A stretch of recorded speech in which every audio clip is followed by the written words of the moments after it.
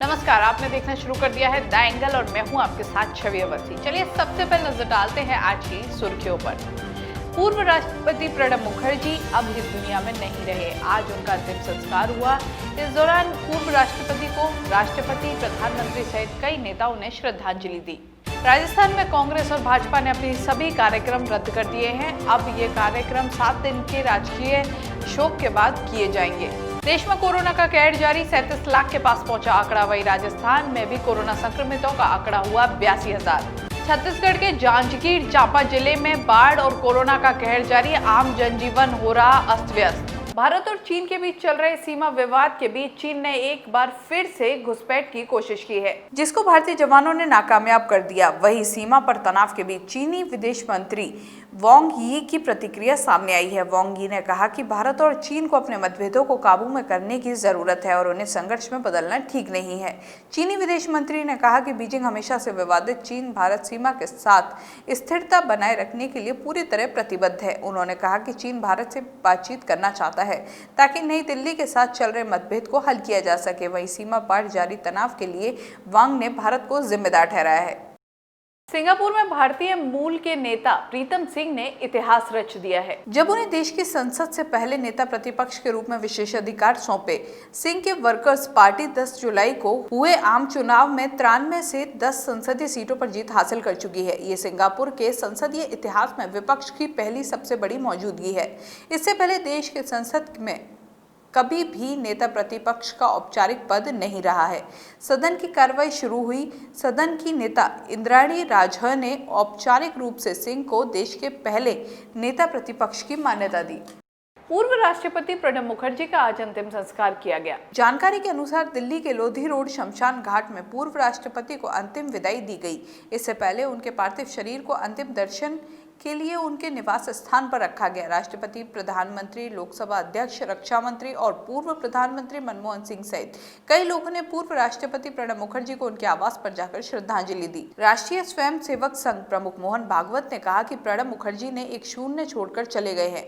वे उदार और दयालु थे, जो मुझे ये भुला देते थे कि मैं भारत के राष्ट्रपति से बात कर रहा हूँ।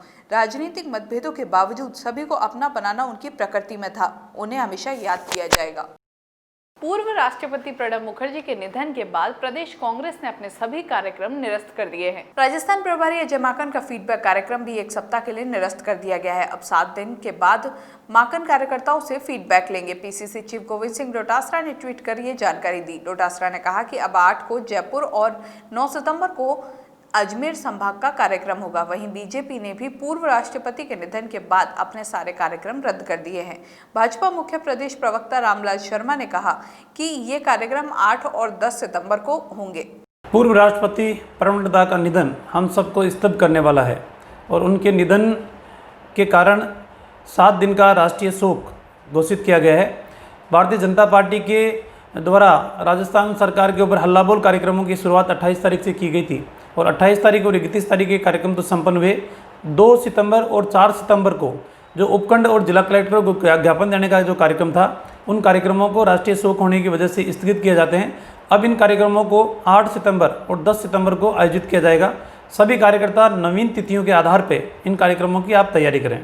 प्रणब दा के निधन के बाद केंद्र सरकार ने 7 दिन के राष्ट्रीय शोक की घोषणा की है। मुख्यमंत्री अशोक गहलोत ने उनके निधन पर संवेदना व्यक्त करने के साथ ही प्रदेश में 1 दिन का राजकीय अवकाश भी घोषित किया है।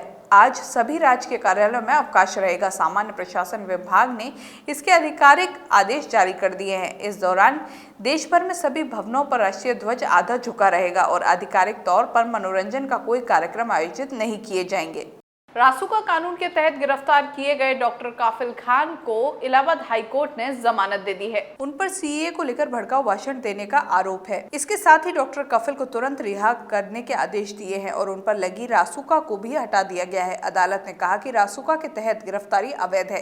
हाईकोर्ट का यह आदेश डॉक्टर खान की मां के द्वारा दायर एक बंदी प्रत्यक्षीकरण याचिका में आया है, जिसमें आरोप लगाया गया था कि उनके बेटे को अवैध रूप से हिरासत में लिया गया है और तुरंत रिहाई की जाए। इस केस की सुनवाई कर रही इलाहाबाद हाईकोर्ट की खंडपीठ में मुख्य न्यायाधीश गोविंद माथुर और जस्टिस सौमित्र दयाल सिंह थे। उन्होंने डॉक्टर खान के खिलाफ NSA के आरोपों को रद्द कर दिया है।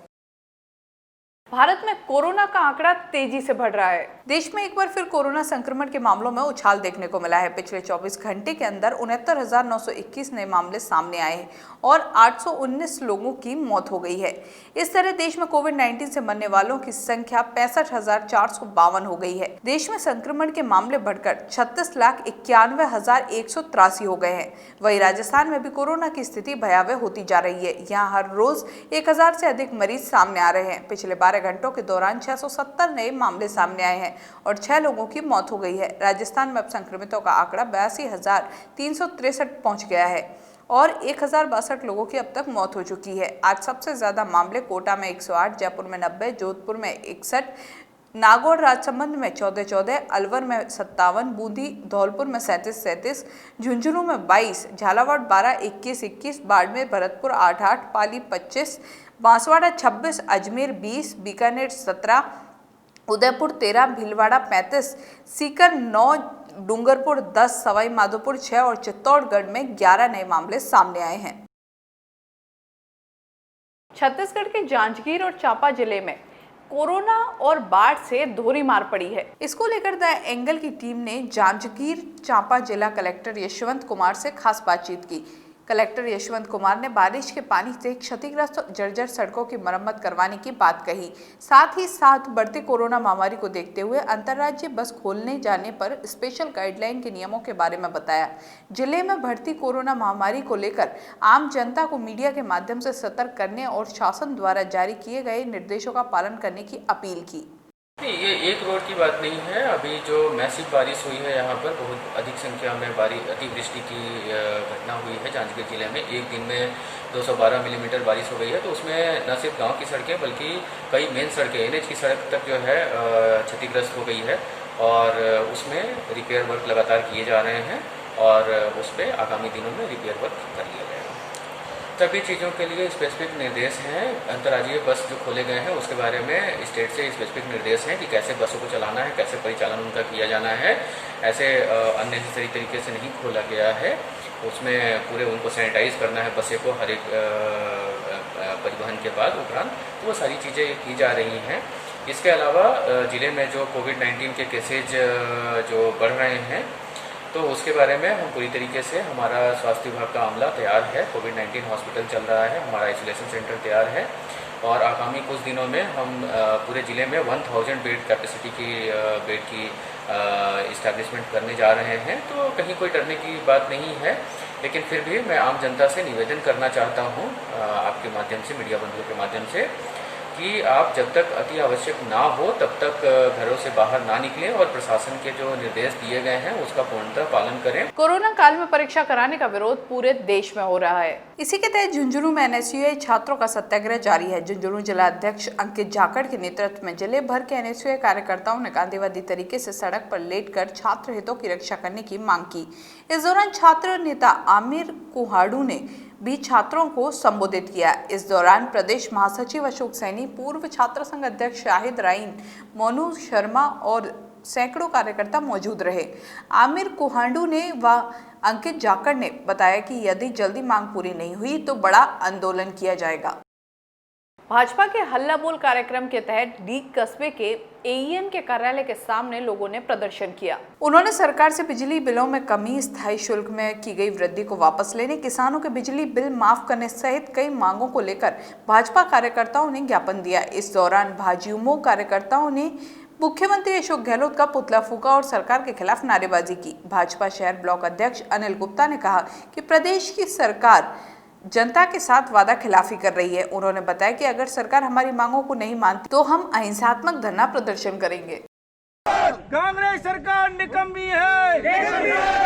जनता पार्टी की ओर से जो कांग्रेस की जन विरोधी नीतियां चल रही हैं और बिजली विभाग द्वारा जो खुली लूट की जा रही है, चाहे वो बिजली वृद्धि की दर हो या स्थायी शुल्क के नाम पर हो या BCR की फर्जी BCR भरी जा रही हो, उसको लेकर भारतीय जनता पार्टी द्वारा प्रदेश स्तर पर हल्ला बोल कार्यक्रम रखा गया है और उस कार्यक्रम के तहत भारतीय जनता पार्टी शहर मंडल डी और ग्रामीण मंडल डी के ओर से एक ज्ञापन दिया गया है मुख्यमंत्री को जगाने के लिए कि वो जनमानस की सुनवाई करें और जनता को न्याय दें।